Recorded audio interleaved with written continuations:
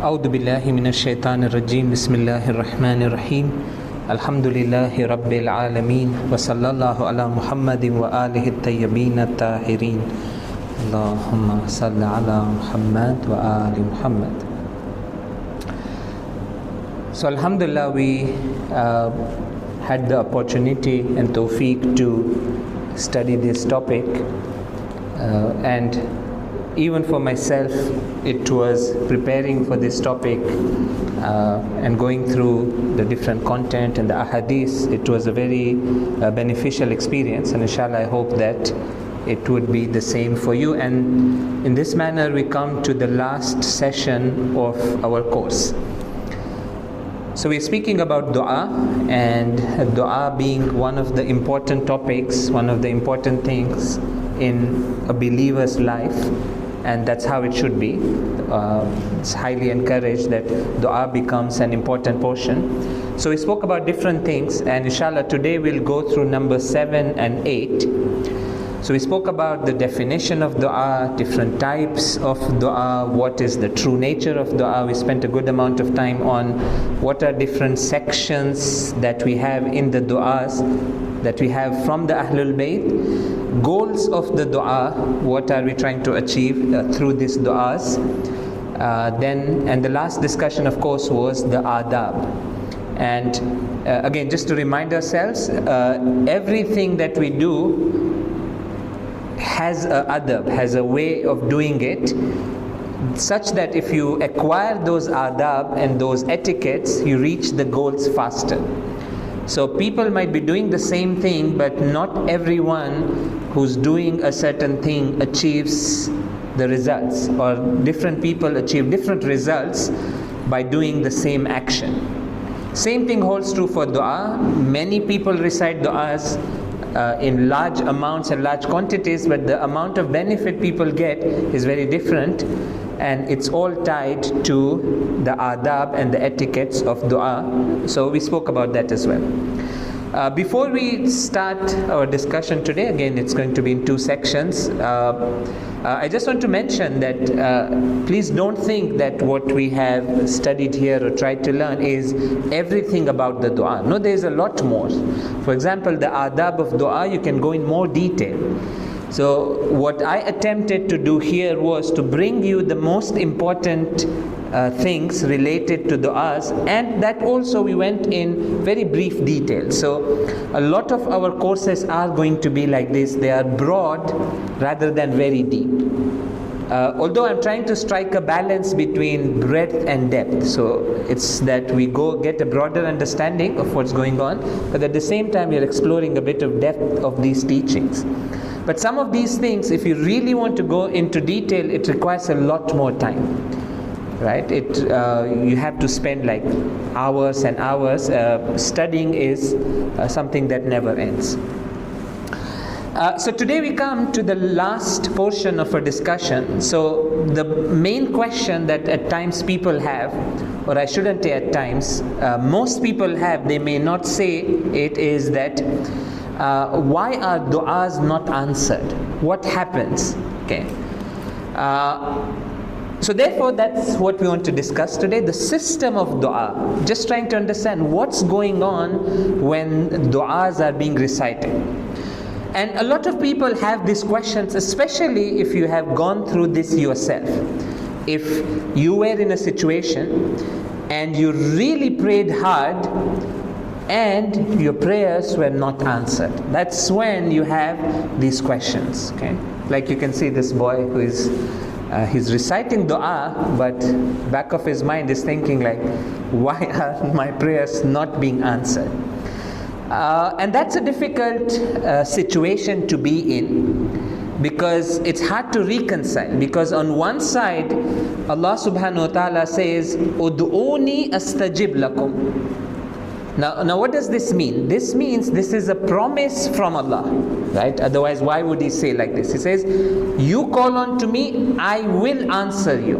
So statements of Allah are promises of Allah. When Allah says something in the Quran, it's a commitment. Again, not in the sense that we give to each other, but it's kind of Allah is it's not good to say it like this, but Allah is bound to like keep His promises. Or in other words, He's so good and He has so many perfections that He's not going to break His promise.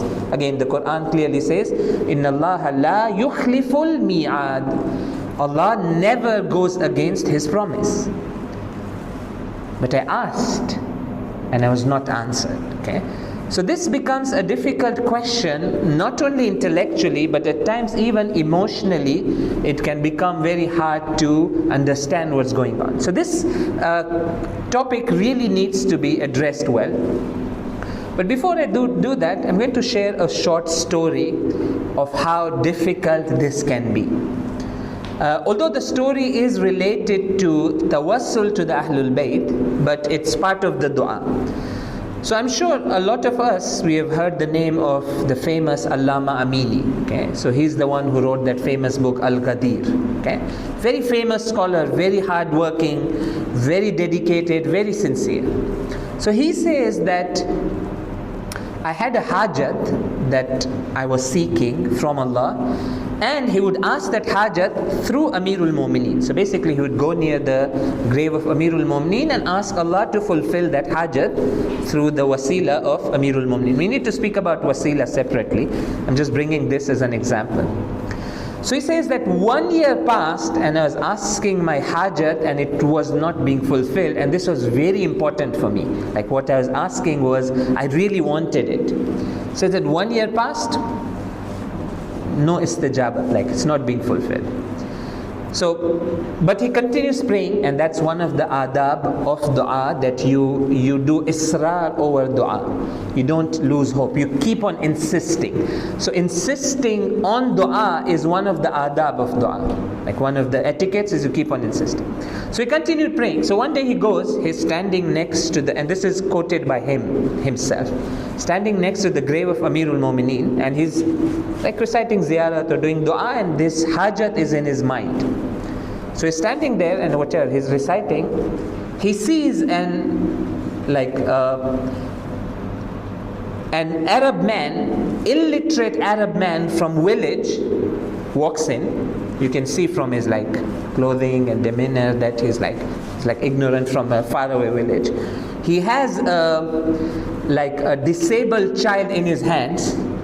Okay, so he's carrying a disabled child. He walks in. He kind of like literally drops the child near the dhari and says, Ya Abul Gawth. So it's one of the titles that is famous in Iraq to address Amirul Mu'mineen. He says, Ya Abul Gawth, you sort him out or I'm leaving. It's like in a very informal and even not a very nice way. He just kind of told Amirul Mu'mineen that, look, you give him shifa or like forget it, like forget our relationship, I'm just leaving. And as soon as he said that child in front of everyone crowd, he gets that shifa. Okay, he's like, the disabled child like stands up. And then you know how it is, right? Like then everybody goes crazy, like they jump onto him, everyone wants to take tabarruk, like it's a bit dangerous, like they can tear your clothes, right? Because someone gets shifa like this, people jump.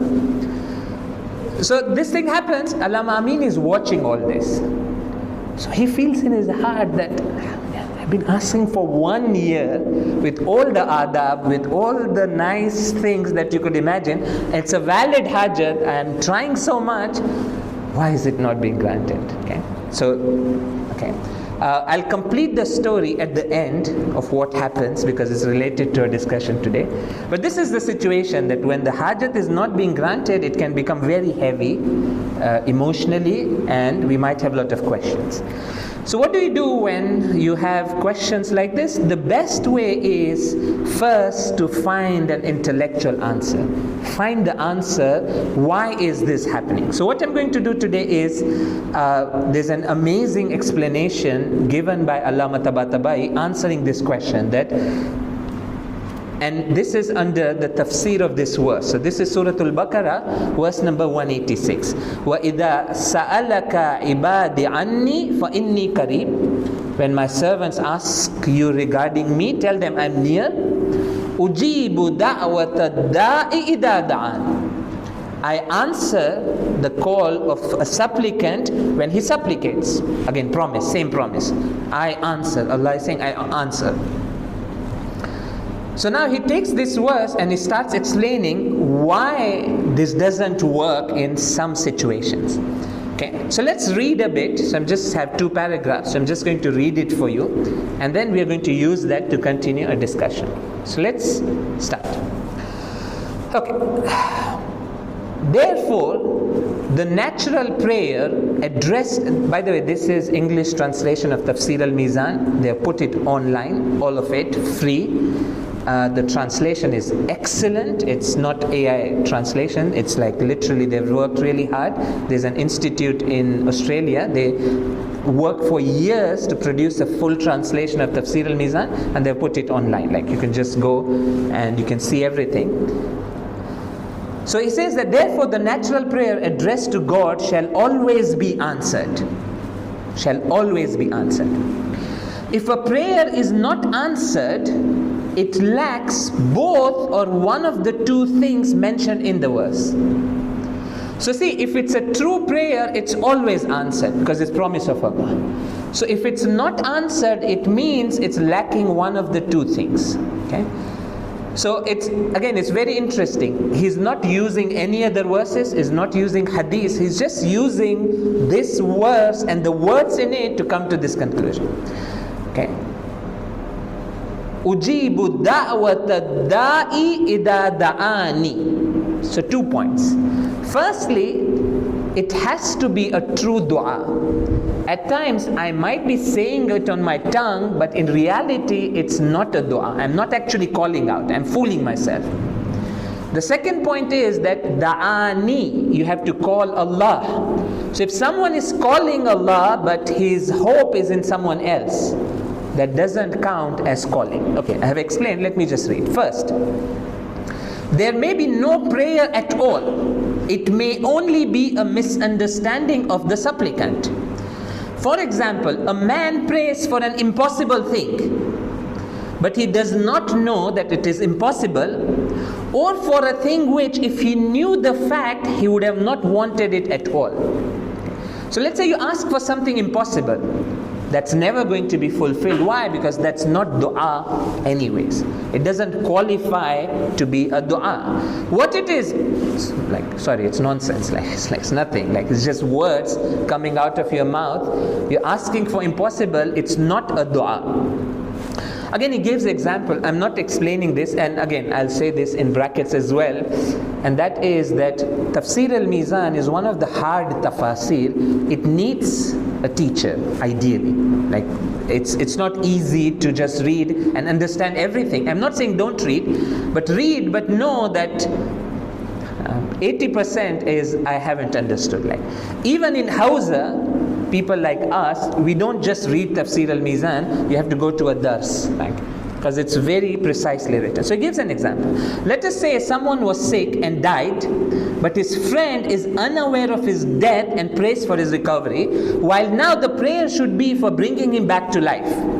If he had been really sure that a dead body could be resurrected and had asked for its resurrection, his life would have returned to him. But he does not have such a firm conviction, therefore the prayer is not answered. Or let us say he asks for a thing which, had he known it really, he would not have wanted. Therefore it's not granted.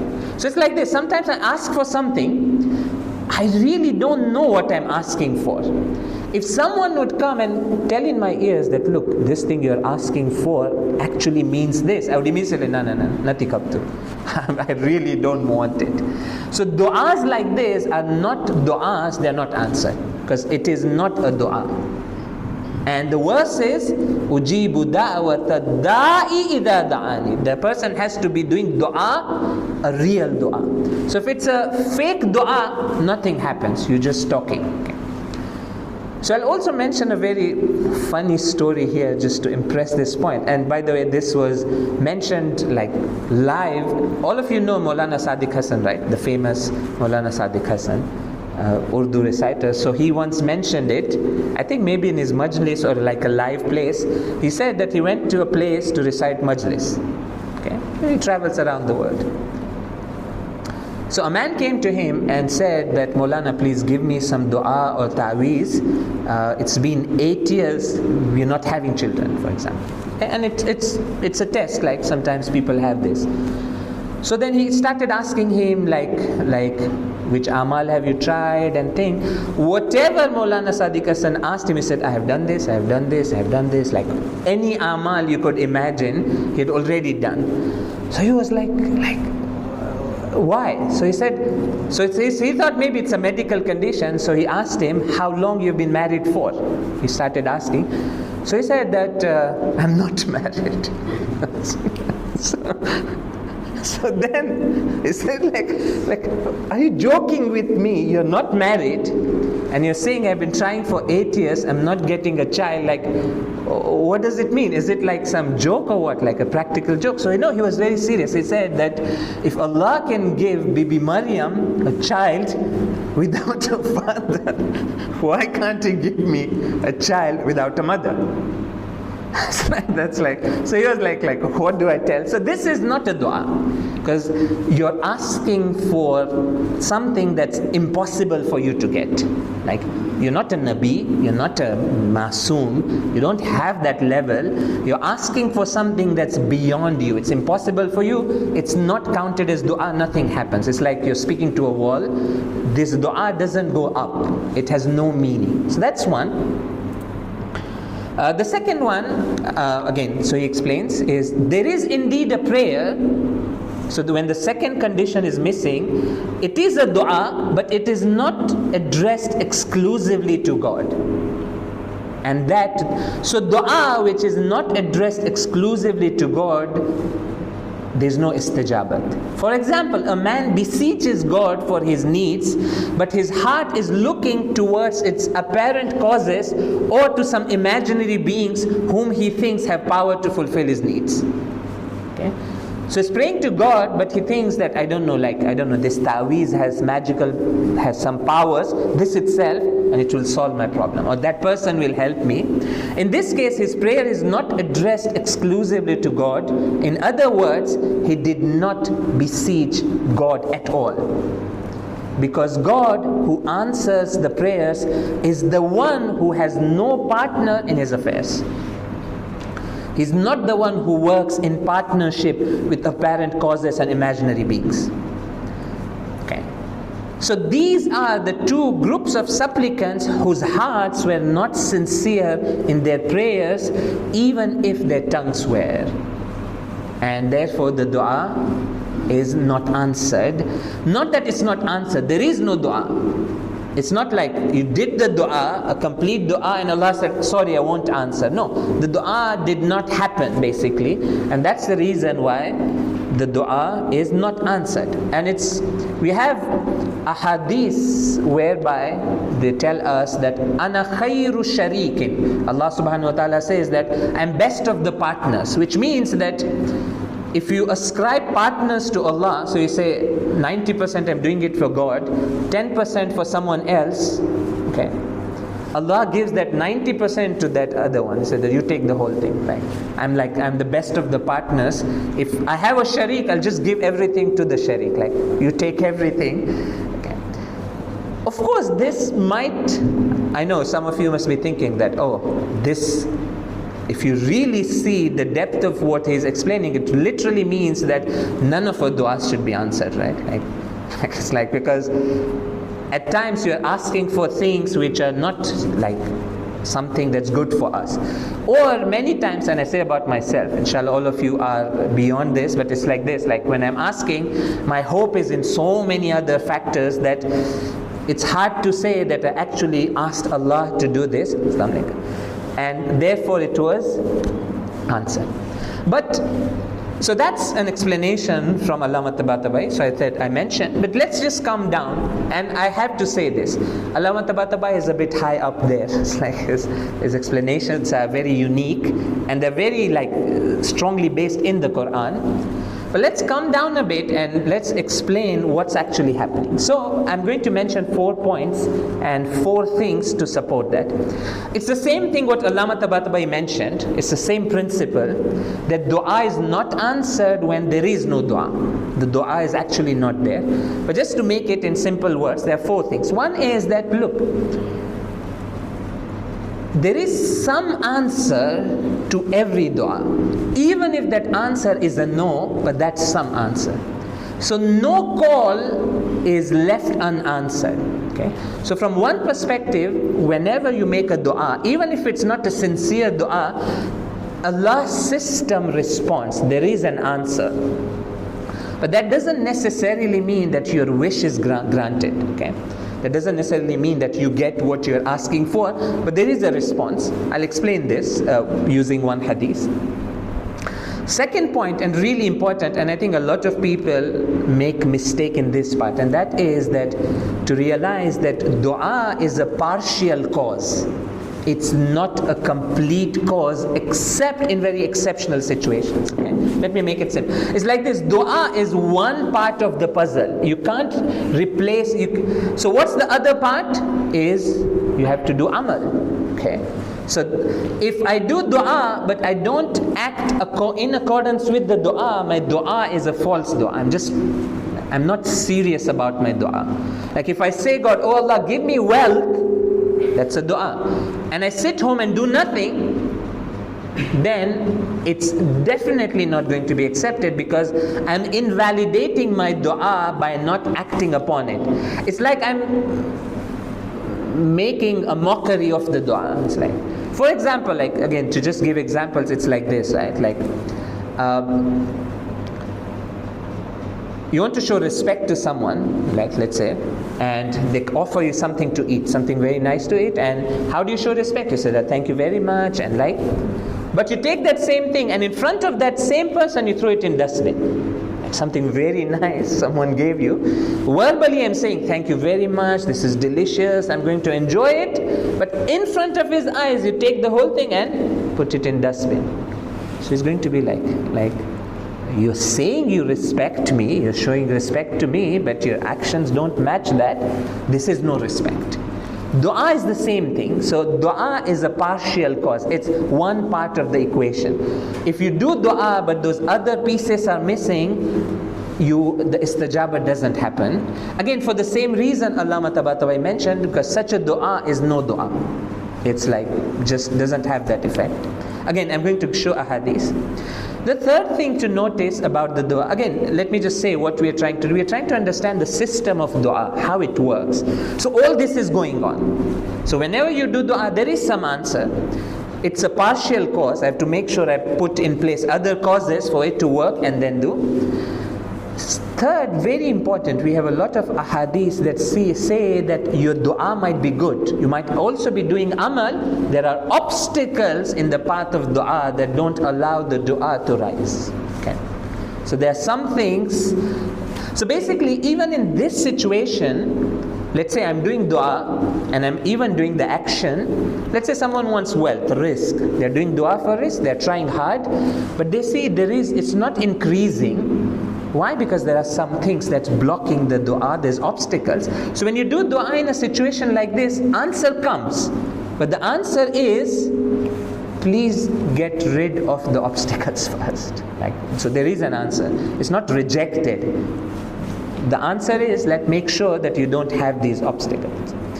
And the fourth point is that sometimes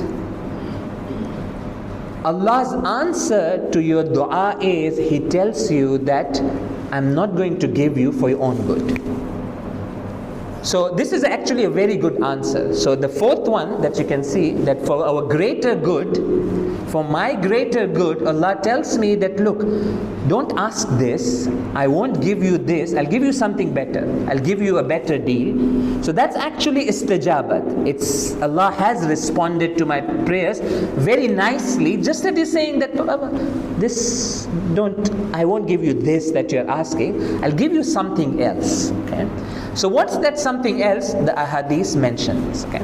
So again, this is the kind of full picture. So keep these 4 things in mind. I'm just going to give one example of each, just to see where it's all coming from. If you're not tired and if you're ready for it, please recite a salawat ala Muhammad.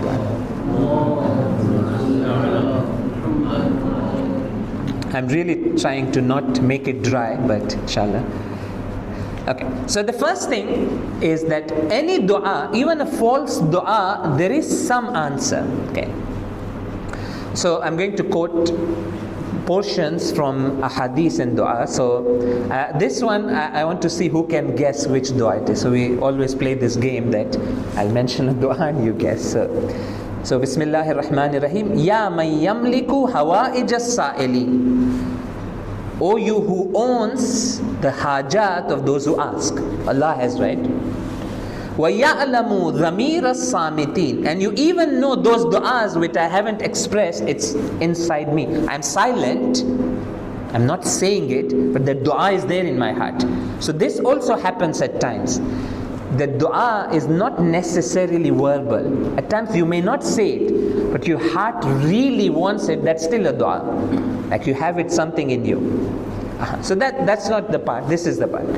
لِكُلِّ مَسْأَلَةٍ مِّنْكَ سَمْءٌ حَاضِرٌ وَجَوَابٌ عَتِيدٌ. For every question means every request. Su'al here means a request for an hajat to be granted. For every request that's made to you, you have an ear that's carefully listening. Sam'un hadir, it's like live, right? So like you have these sensors, right, that like record everything live. So it's like it's live. And not only sam'un hadir, Allah is listening. Wa jawabun atid, there is a strong answer. There is a very firm answer to every dua. Even if that answer is, sorry, this your dua is not khalis. Go back, improve yourself, come back. So that's still an answer. So in a way, the dua has been rejected because it's not fulfilling the conditions. But that answer is given. That, sorry, it's a reject because there's something missing. So that's one part, that there's always an answer to the dua. The second thing which I mentioned, that dua is a partial cause. So this is a very famous hadith. It's one of those like Nahj al-Balagha has 3 sections, right? So it's his sermons, letters, and those short sayings of Amirul Mumineen. So this is one of those. He says, Ad-da'i bila amal karrami bila watar. So a person who does dua without actions, without amal, is like someone shooting an arrow without a bow. Won't hit the target, right? So you have the bow, which is the dua, very impactful. You can, like, bow is very powerful, right? You can kill people with that. Sorry, arrow. Arrow is very powerful. It's very useful. It's a weapon. And dua is a weapon of the believer, but weapon needs something to shoot, right? If you don't have, what shoots the dua and makes it reach its target is the amal, is the action in line with what I'm asking. Okay, so partial cause, dua. Although let me say this in brackets, is that in rare situations, dua becomes a complete cause. That just dua without even any other action leads to istijabat and your wish is granted. In rare situations, okay. So like for example, these situations where these terminally ill people, they get shifa, for example. Disabled people, again, those are very special situations. There, dua becomes a complete cause. They don't have to do anything medically, nothing, but the stakes are very high. To turn a dua into a full cause, you need a lot of sincerity and desperation. Okay, again, I didn't speak about this, but one of the aadab of dua is that you really be desperate when asking dua. Amma yujibul mudtarra idha da'ahu wa yakshifu su. Okay. Where is that mudthar? Mudthar means desperate. Okay. So if a dua is done out of that true desperation, in rare situations it can turn into a complete cause. Like the dua can cause wonders. But in, I would say, 99% of the situations is dua plus the amal. You have to do it together to get the result. Obstacles, I don't want to scare, but mashallah, there are many obstacles to dua. Okay. So this is just one hadith. Again, my time is running out, but I'll read this because it's really beautiful. So It says, Su'ila anin Nabi sallallahu alayhi wa alihi wa sallam. Please recite a salawat. Allahumma sallam. So basically the companions came to the Holy Prophet and asked, Limada la yustajabu du'auna? Why are our du'as not answered? So he mentions 10 obstacles and said that, look, for this, your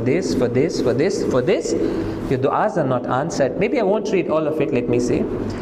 So basically the companions were complaining. They saying, Limada la yustajabu du'auna wa kad qala Allahu tabaraka ud'uni astajib lakum. Allah has promised in the Quran, ud'uni astajib lakum. Why are our du'as not answered?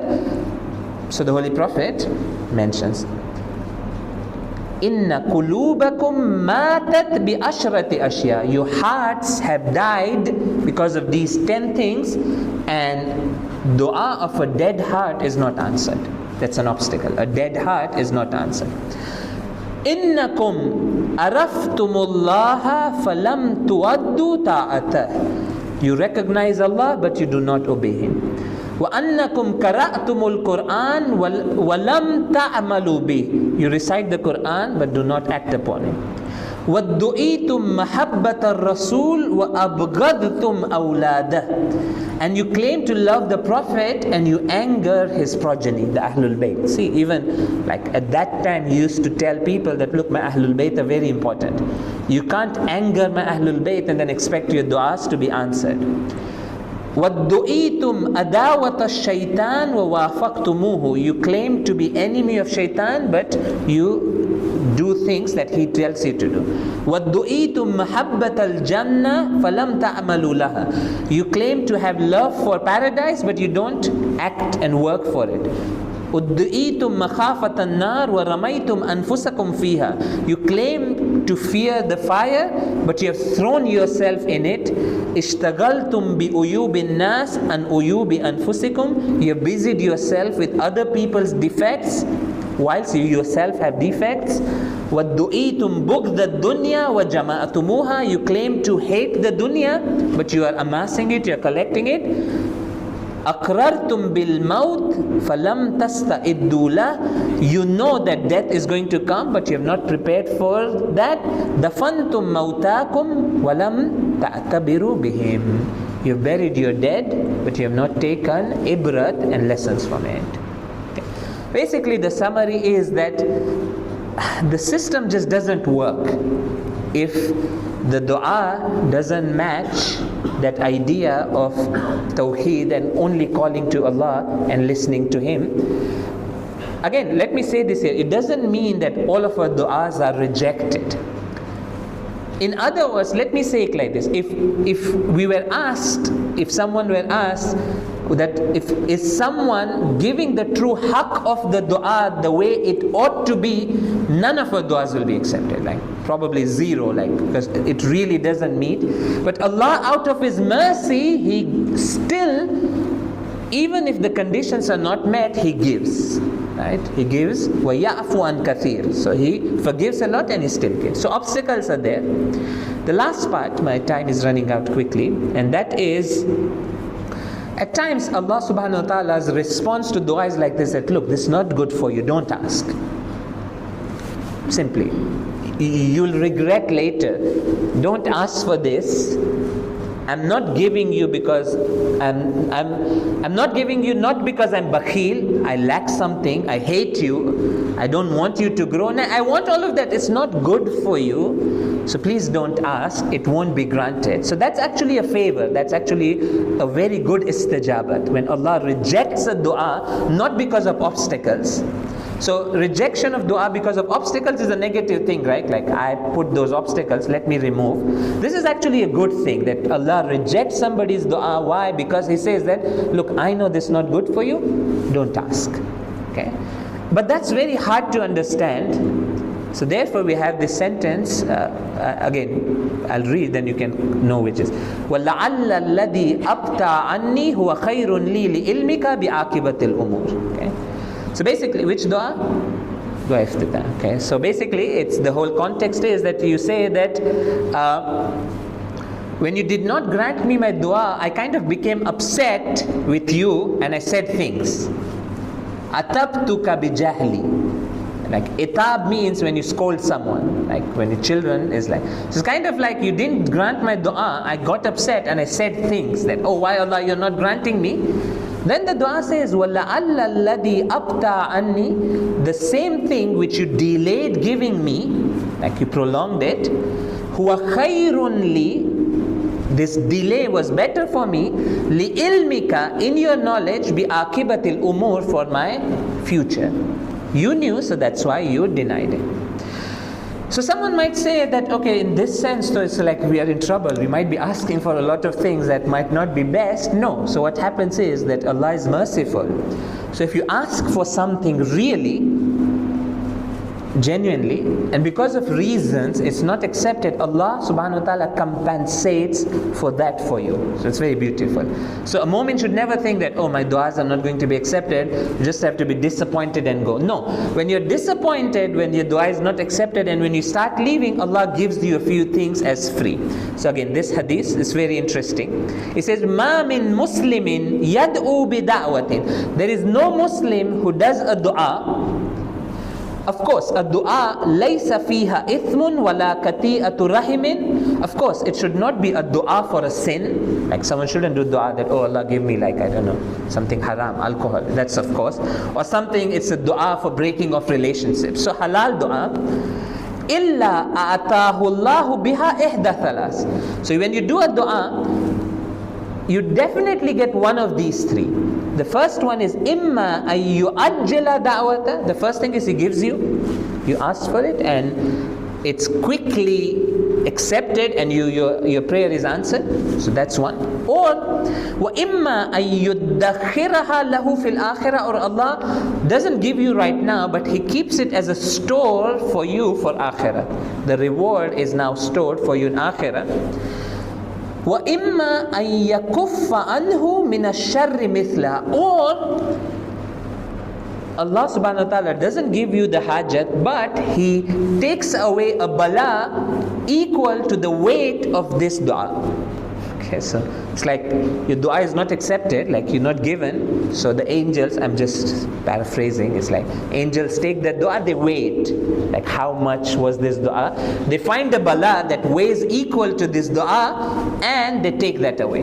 That dua is, okay.